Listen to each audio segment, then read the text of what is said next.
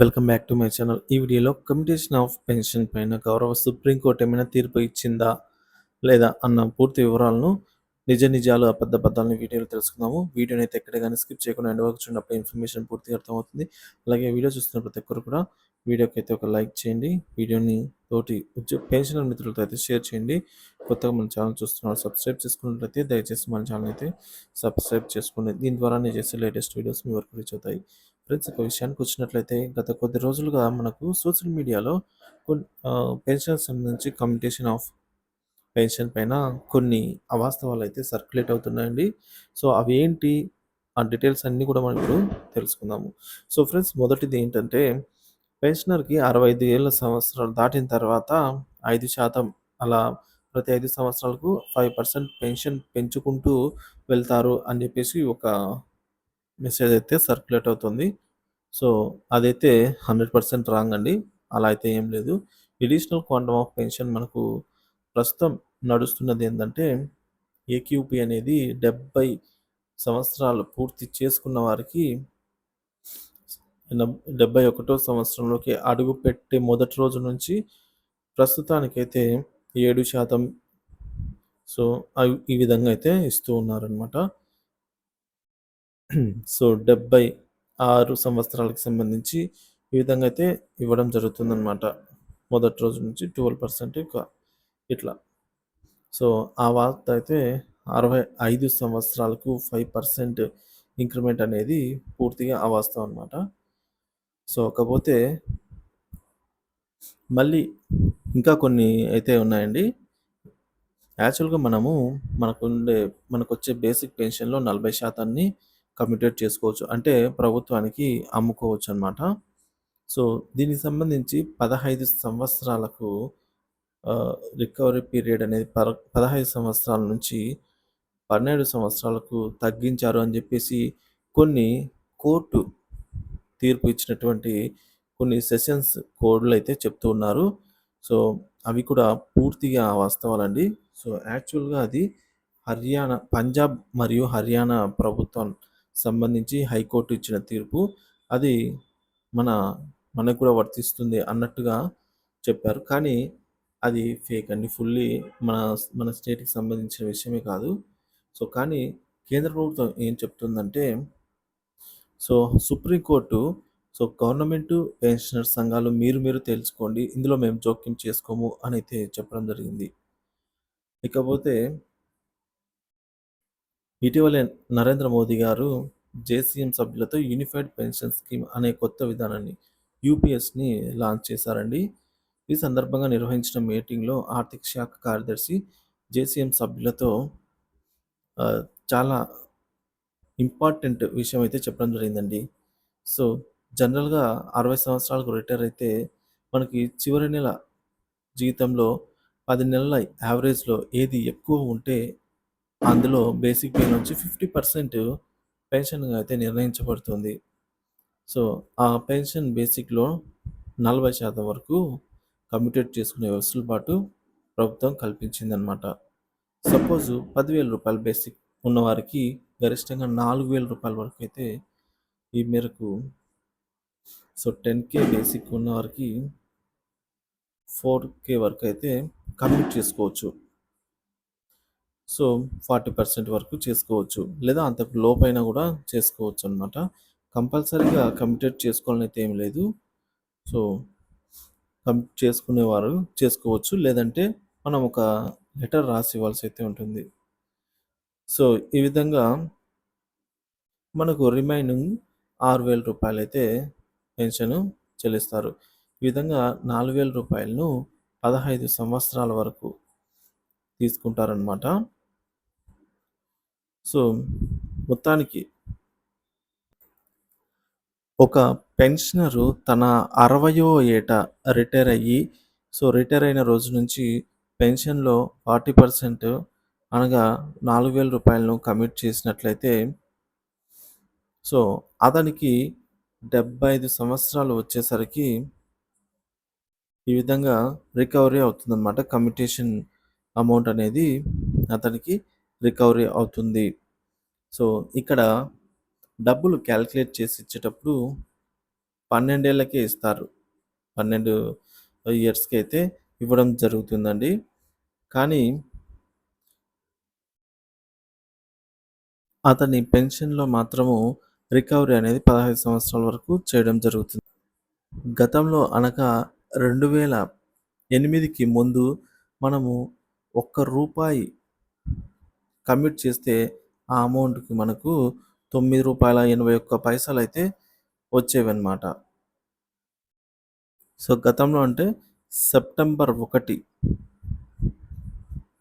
2008 వరకనమాట.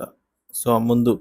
తర్వాత సెప్టెంబర్ 2, 2008 నుంచి అయితే మనకు ఈ రూ. 1 కమిట్ చేస్తే అందుకు గాను మనకు రూ. 8.19 మాత్రమే మనకు వచ్చేది. సో, చాలామంది ఇక్కడ అనుకుంటారండి. సో, అమౌంట్ ఒక్కసారిగా ఎందుకు ఈ విధంగా కమ్యుటేషన్ వాల్యూ తగ్గిపోయింది అని. సో, దీనికి సంబంధించి ప్రభుత్వం ఏం చెప్తుందంటే, ఈ తగ్గింపు అనేది మేమేమి చేయలేదు.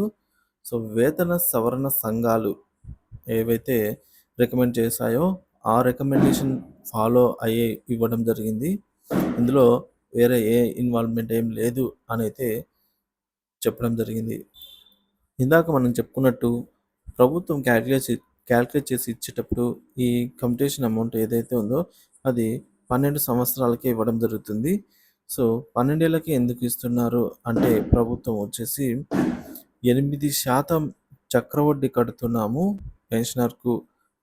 సో, ఈ విధంగా 8.19 ఇంటూ 12 ఇంటూ మన కమ్యుటేషన్ వాల్యూ ఎంతుంటే అంత అమౌంట్‌కి అయితే ఇస్తున్నాము. మళ్ళీ 15 ఏళ్లకు మీకు పునరుద్ధరించడానికి ఎంత వడ్డీ వస్తుంది అనేది 8% చక్రవడ్డీ 3 నెలలకు ఒకసారి తిరిగి వడ్డీ మీద వడ్డీ అయితే చెల్లిస్తున్నాము అని తెలపడం జరిగింది. సో, మొత్తానికి లెక్క వేసుకున్నట్లయితే ఈ చక్రవడ్డీ కాస్త మనకు 12 నుంచి సారీ ఫ్రెండ్స్ 8% నుంచి 12% వరకైతే ప్రభుత్వం వడ్డీ చెల్లిస్తుంది అన్నమాట. సో, ఇక్కడ ప్రభుత్వం ఏం చెప్తుందంటే, అట్ ఎ టైమ్ మీకు డబ్బులు ఇస్తున్నాము.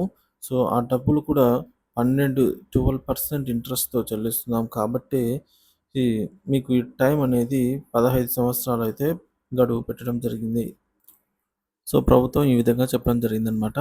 సో, మళ్ళీ ప్రభుత్వాన్ని మీరసలు రూపాయి కమిట్ చేస్తే ఇంత అమౌంట్ వస్తుంది అని దేన్ని బేస్ చేసుకొని క్యాలిక్యులేట్ చేస్తూ ఉన్నారు అని అడగడం జరిగింది. సో, దానికి సమాధానంగా ప్రభుత్వం అయితే సో, ఈ విధంగా ఏదైతే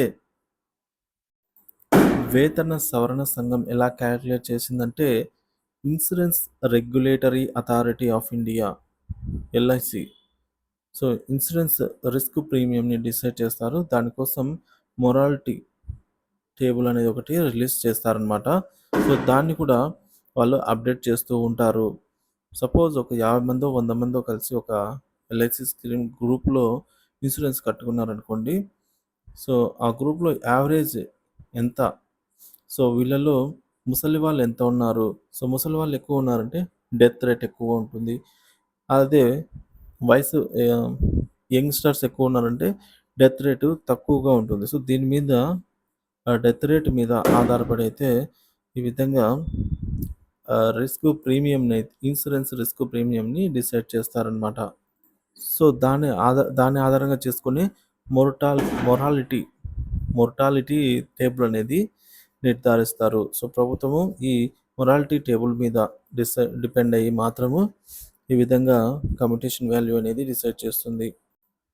అయితే ఇదిలా ఉంటే నిజానికి మారిన రేట్ల ప్రకారంగా చూసుకున్నట్లయితే 12 సంవత్సరాలు గూడా కాదండి.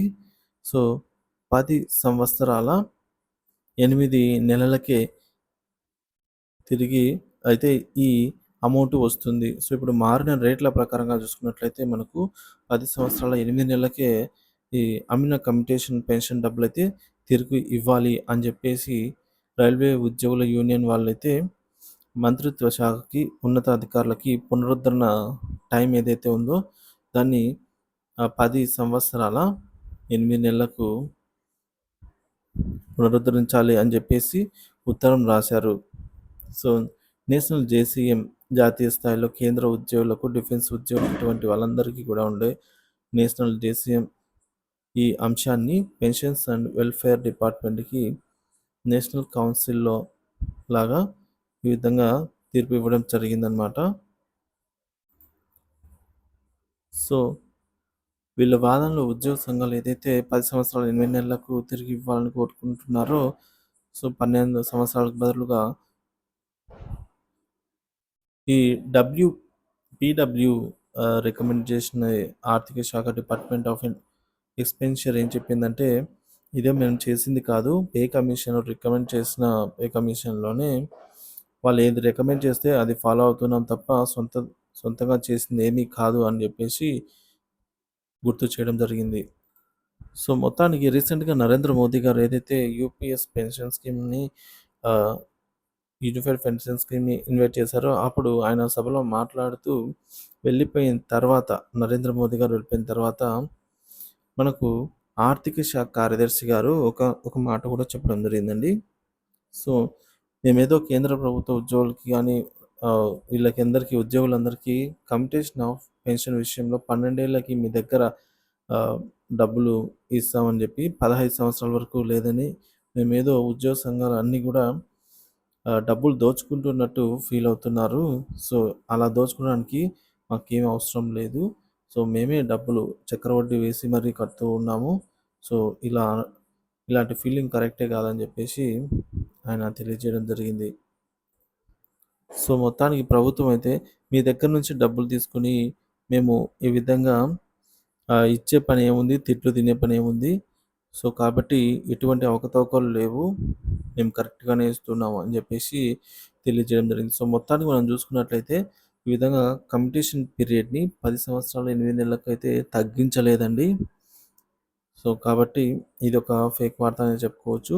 అలాగే 65 సంవత్సరాల నుంచి 5% పెరుగుతుంది పెన్షన్ అనేది కూడా అవాస్తవము.